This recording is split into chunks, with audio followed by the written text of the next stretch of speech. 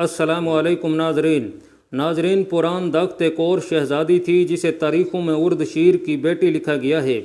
उसने फ़ारस के शाही ख़ानदान के दरमियान इख्तलाफात और उमरा की आपस की अदावत और तफ़रक़ाबाज़ी ख़त्म करने के लिए अपनी ज़िंदगी वक्फ़ कर रखी थी। चूँकि वो नेक तीनत औरत थी और वो मफाद परस्त नहीं थी, इसलिए हर कोई उसकी बात मान लेता था। उसने जब देखा कि उधर मुसलमान फ़तह पर फ़तह हासिल करते आ रहे हैं और मदाइन तक को मुहासरे का ख़तरा लहिक हो गया है, और इधर आज़र में दख्त ने सल्तनत की तबाही से नज़रें चुरा कर अपनी ज़ाती हुकूमत बना ली है, तो वो आज़र में दख्त के पास गई। पुरान शहज़ादी ने उसे समझाने के लिए बहुत कुछ कहा जो वो खामोशी से सुनती रही। क्या तुम ये चाहती हो कि मैं तख्त से दस्तबरदार हो जाऊँ? आज़र में दख्त ने तंज़िया लहजे में पूछा।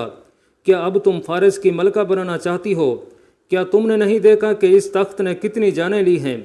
पुरान ने कहा कि सवाल तख्त का नहीं है, अब तो सल्तनत फ़ारस की बका और सलामती ख़तरे में पड़ गई है। मेरी बात गौर से सुन लो पुरान। आज़र में दख्त ने कहा, आज के बाद मेरे सामने ना आना। मैं मलका हूँ और सल्तनत के बुरे भले को तुमसे ज़्यादा बेहतर समझती हूँ। तुम जिनके हाथों में खेल रही हो उन्हें मैं अच्छी तरह जानती हूँ। इस पंदो नसीहत से बाज आ जाओ। मैं पंदो नसीहत से बाज आ जाऊँगी, पुरान ने कहा, लेकिन सल्तनत फ़ारस को मुसलमानों से बचाने के लिए ना जाने क्या कर गुजरूंगी। मैं एक बार फिर कहती हूँ कि इस तख्त ने किसी के साथ वफा नहीं की, और ये भी सोच लो कि फ़ारस ही ना रहा तो क्या मुसलमान आपको तख्त पर बिठाएंगे?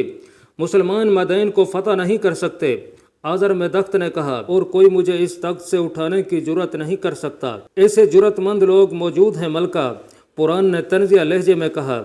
मुझे एक बार तख्त से उठाकर शाहपुर को बिठाया गया था।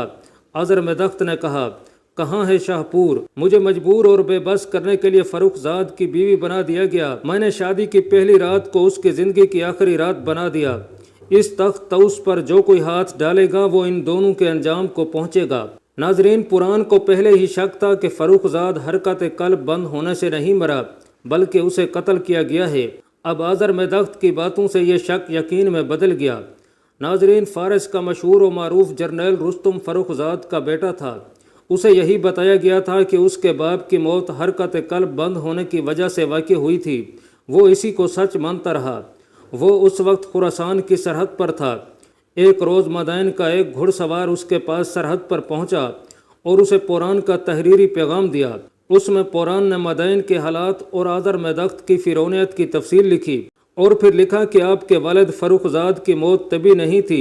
मैंने महल के मुलाजमों से जो सुराग हासिल किया है वो ये है कि आपके वालिद को आज़र में दख्त और सियाद खश ने शादी की पहली रात उनका सांस रोक कर कत्ल किया था, और शाहपुर को भी इन दोनों ने कत्ल किया था। आज़र में दख्त ने मुझे कहा है कि उसके तख्त पर जो कोई हाथ डालेगा वो इन दोनों के अंजाम को पहुँचेगा। लिहाजा आप पर दो फ़राइज़ आयद होते हैं। एक ये कि अपने वालिद के कत्ल का इंतकाम लेना है, और दूसरा फ़र्ज़ सल्तनत फ़ारस की अज़मत का तहफ़्फ़ुज़ करना है। मैं बता चुकी हूँ कि आज़र में दख्त और सियाद खश ने अपना लश्कर तैयार कर रखा है। जब भी आएँ अकेले ना आएँ, पूरी फ़ौज के साथ आएँ। आपको लड़ाई लड़नी पड़ेगी। रुस्तुम ने यह पैगाम पढ़ा तो बगोले की तरह उठा। उसने कुछ सवार दस्ते मुंतखब किए और कहा, बाहर के दुश्मन की निस्बत अंदर का दुश्मन ज़्यादा ख़तरनाक हुआ करता है। ख़तरा जो अपने घर से सर उठाता है वो बाहर के ख़तरे से ज़्यादा तबाह कुन होता है। हुक्मरानी के हवसकार अपने ही मुल्क को तबाह कर दिया करते हैं। हम अपने उन साथियों और भाइयों से लड़ने जा रहे हैं जो फ़ारस की इतनी बड़ी शहनशाही के लिए ख़तरा बन गए हैं। तुम्हें अपनी ही फ़ौज के ख़िलाफ़ लड़ना होगा। नाजरीन, रुस्तुम उन दस्तों को साथ लेकर चल पड़ा। उसकी पेशकदमी बहुत तेज़ थी। किसी ज़रिए से आज़र में दख्त और सियाद खश को पता चल गया कि रुस्तुम उनके खिलाफ फ़ौज ला रहा है। आज़र में दख्त ने मदाइन फ़ौज के चंद एक दस्ते रुस्तुम को रोकने के लिए मदाइन से कुछ दूर भेज दिए। रुस्तुम तेज़ और तुंद आंधी की तरह आ रहा था। उसने अपने दस्तों से कहा कि मदाइन की फ़ौज का एक भी आदमी वापस न जाए। रुस्तुम ने अपने दस्तों को पहले ही मुश्तइल कर रखा था। उन सवार दस्तों ने फैल कर मदाइन की फ़ौज को घेरे में ले लिया। रुस्तुम नामवर और तजर्बाकार जर्नैल था। उसकी जारहाना क़यादत ने आज़र में दख्त के दस्तों को बेबस कर दिया। मरके में बहुत खून रेजी हुई। आखिर रुस्तुम की फ़ौज ने आज़र में दख्त की फ़ौज को काट कर ढेर कर दिया। फिर रुस्तुम ने मदाइन को मुहासरे में ले लिया।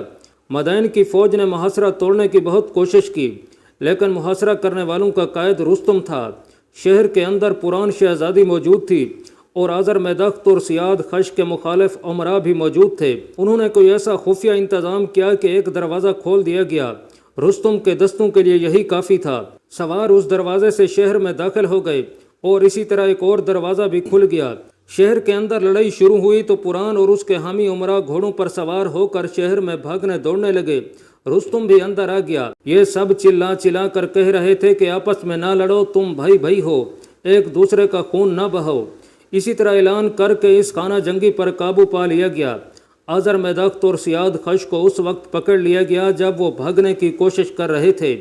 رستم نے تمام فوج کو ایک جگہ اکٹھا کر کے آذر میں دخت اور سیاد خش کو ایک چبوترے پر کھڑا کیا اور فوج کے دونوں دھڑوں کو بتایا کہ ان دونوں نے کس طرح تخت و تاج کے لالچ میں بھائی کو بھائی کا دشمن بنا دیا تھا۔ رستم نے یہ ساری روادات سنا کر سیاد خش کو آگے کیا اور اپنی تلوار سے اس کا سر تن سے جدا کر دیا۔